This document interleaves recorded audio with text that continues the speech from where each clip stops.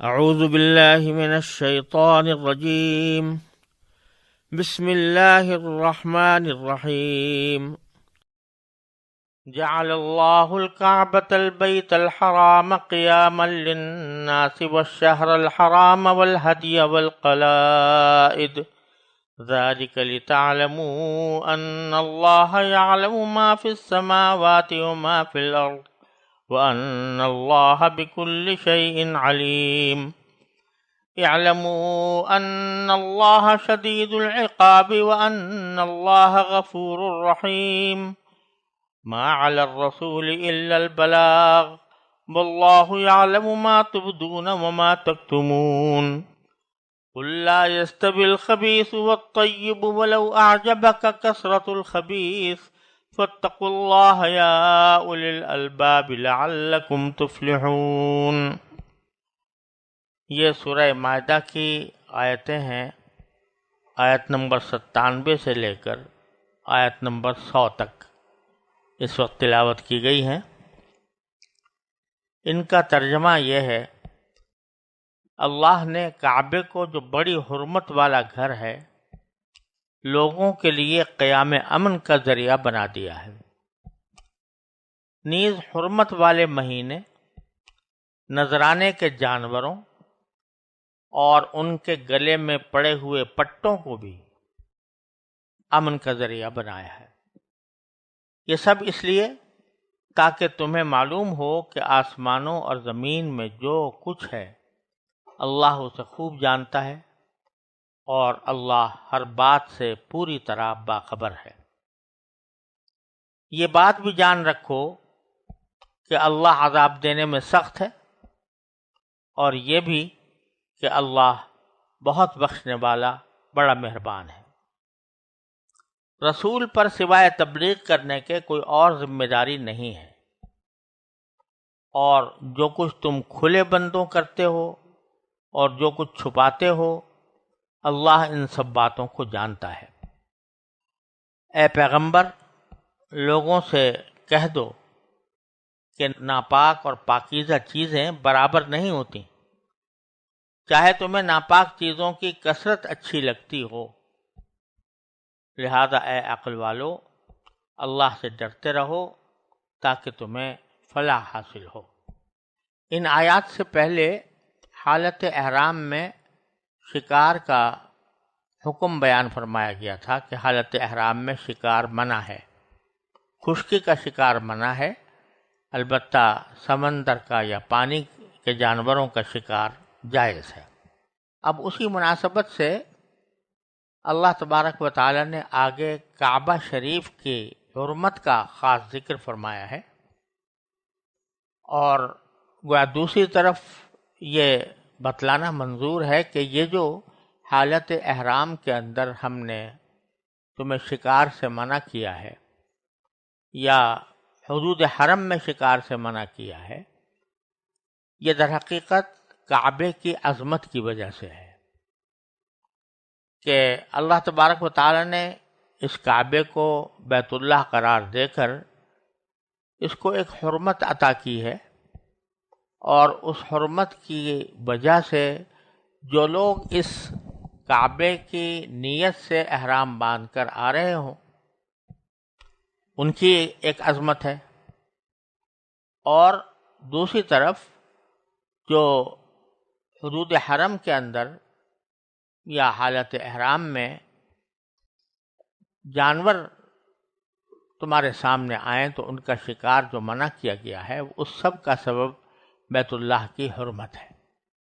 تو اس حرمت کا یہاں پر بیان فرمایا، اور یہ فرمایا کہ اللہ تبارک و تعالیٰ نے کعبے کو اور اس کعبے کی صفت فرمائی البیت الحرام، کہ وہ ایک حرمت والا گھر ہے، اس کو لوگوں کے لیے قیام بنایا ہے۔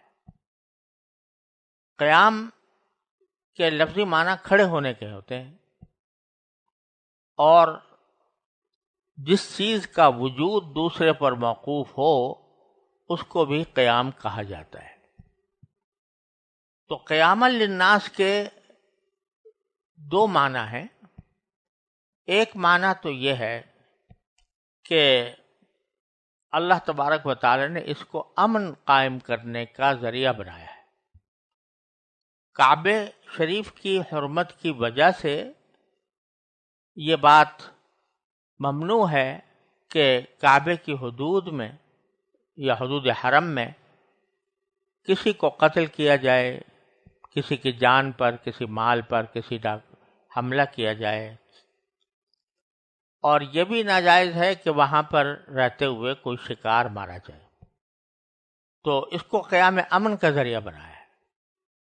ابھی عجیب بات ہے کہ جاہلیت کے لوگ جو لوٹ مار میں مشہور تھے، قتل و غارت گری میں مشہور تھے، وہ بھی بیت اللہ شریف کا یہ احترام کرتے تھے کہ بیت اللہ شریف میں یا اس کی حدود حرم میں وہ کبھی کسی کے اوپر کوئی دست درازی نہیں کرتے تھے۔ یہاں تک کہ جن قبائل کے ساتھ ان کی دشمنی تھی، وہ بھی اگر حدود حرم میں آئے ہوں تو ان پر کوئی دست درازی نہیں کرتے تھے، ان کے اوپر کوئی حملہ نہیں کرتے تھے۔ یہاں پر قبائلی جنگ نہیں ہوتی تھی۔ جاہلیت کے زمانے سے یہ صورتحال چلی آ رہی تھی، اور بیت اللہ کو اس لحاظ سے قیام بنایا گیا تھا کہ وہ اہل عرب بھی اس کی یہ حرمت سمجھتے تھے کہ اس کے آس پاس قتل و غارت گری وغیرہ ناجائز ہے۔ ایک معنی تو اس کے یہ ہے، قیاما للناس، لوگوں کے لیے یہ امن قائم کرنے کا ذریعہ ہے۔ دوسرے معنی جو متعدد قابل اعتماد مفسرین نے بیان فرمائے ہیں اور بعض احادیث سے بھی ان کی تائید ہوتی ہے، وہ یہ ہے کہ یہاں ناس سے مراد پوری انسانیت ہے، یعنی دنیا بھر کے لوگ۔ اور قیام للناس کے معنی یہ ہے کہ جب تک یہ بیت اللہ قائم رہے گا اس وقت تک دنیا قائم رہے گی، اور جب بیت اللہ معاذ اللہ ختم ہو جائے یا بیت اللہ کو منہدم کر دیا جائے اور پھر اس کے اوپر سے طواف اور بیت اللہ کا حج یہ موقوف ہو جائے تو سمجھ لو کہ دنیا اب ختم ہو رہی ہے۔ تو قیام للناس کے معنی یہ ہے کہ یہ دنیا کے قائم رہنے کا ایک ذریعہ ہے جو اللہ تعالی نے بنایا ہے۔ جب تک بیت اللہ اپنے لوازم اور اپنی خصوصیات کے ساتھ قائم رہے گا، لوگ حج کو جاتے رہیں گے، اس وقت تک یہ دنیا بھی قائم رہے گی، اور جب حج بند ہو جائے گا تو اس کے معنی یہ ہے کہ بس اب دنیا ختم ہو رہی ہے۔ چنانچہ ایک حدیث میں فرمایا گیا کہ قیامت اس وقت تک قائم نہیں ہوگی جب تک کہ حج بیت اللہ منسوخ نہ ہو جائے، لوگ جو ہیں بیت اللہ کے حج کے لیے جانا بند کر دیں۔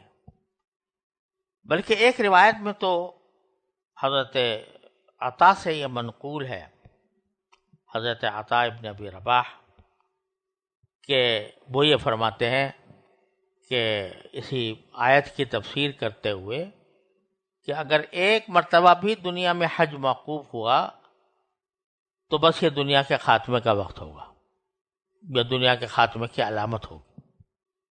بہرحال یہ ایک حقیقت ہے کہ بیت اللہ جب تک قائم ہے یہ دنیا بھی قائم ہے۔